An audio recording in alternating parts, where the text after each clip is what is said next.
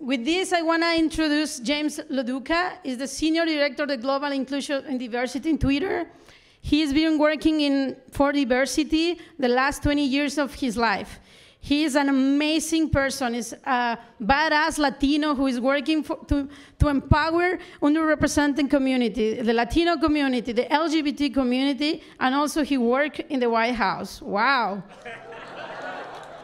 Okay, please, James, come here. Gracias.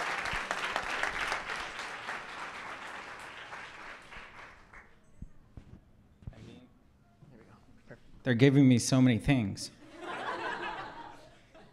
Do I talk? Talking to this one? But then why did we put this one on? Oh, okay, cool. I'll roll with it.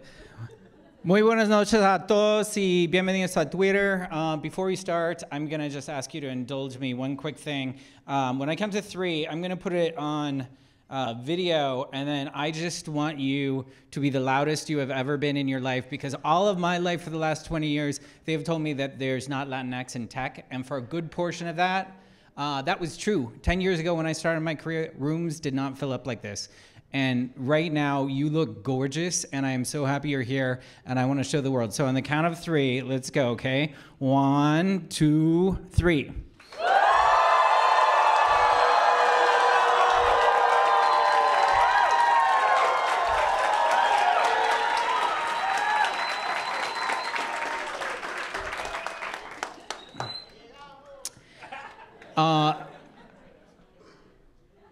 I was getting ready to come and address all of you last night, and I turned to my husband and I said, I'm really nervous. And he said, well, why? You have spoken in so many places. You've spoken at the White House, you've spoken to leaders, you've gone to global conferences. And what I said to him is, I get most nervous when I'm in front of people who I care a lot about. And there is no group of people that I care more about in comunidad y familia than this group of people. So it's an honor to be here. It's an honor to welcome you all to Twitter. And it's an honor to be doing this work as your partner and a leader here at Twitter. It is a really difficult time to be Latinx right now. And I know I'm feeling that. I'm sure a lot of you are feeling it.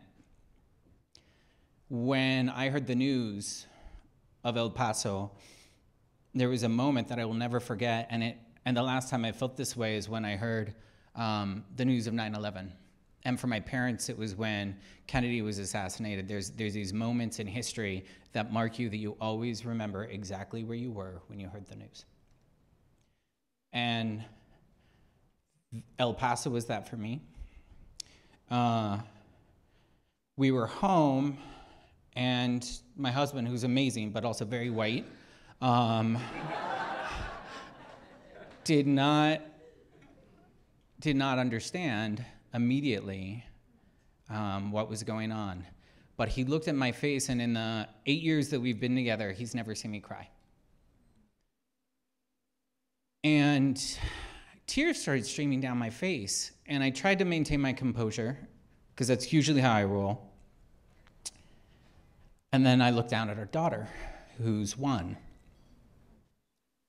And tears kept streaming down my face. And then my daughter comes up to me and says, Papa owie, because when she hurts herself and she cries, she says, owie, owie, and we give her a kiss. And she wanted to give me a kiss because she saw that I was crying.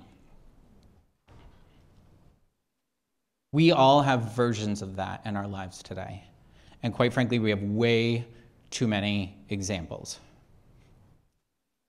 And that makes the work that we are all collectively doing to drive a more diverse and inclusive future, not just for nuestra comunidad, but everyone who's underrepresented, anyone who looks different because of the color of the skin, because of their gender identity, their sexual orientation, their abilities, their veteran status, their religion. It goes on and on.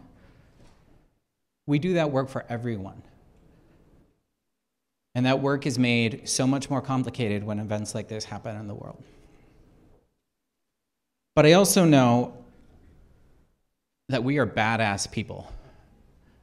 And when we come together and we raise our voices and we demand change, there are endless examples of Latinx people changing the world. And this is just one of them. It's very recent. We are brilliant, creative, innovative, resourceful. We can do 5 jobs all at the same time on half the budget.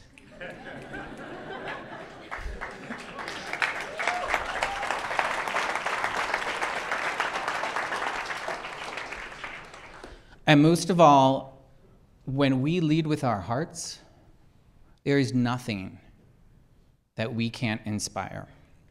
And I'll leave you with one example. I'm not sure if any of you have seen this, but this is an artist by the name of Ronald Rael. He's an architect artist. And this is an installation he did at the US-Mexico border. And then what you see in the middle is the wall, and on one side is the United States, on the other side is Mexico. And he installed bright pink seesaws for children to play with each other across the border wall. And if you want to learn more and see these really amazing videos and the stories of the kids who came up and found community across a border and found how to play and connect across a border, just Google border wall seesaw, and it will lift your heart. And I think it's important that every day when we get up to do this work, we look for reasons to have our hearts uplifted. Because when our hearts lift up, we find each other. And when we find each other, we find community. And when we are together in community, there's absolutely nothing we can't do. Thank you so much for being here. I wish you a wonderful night and enjoy.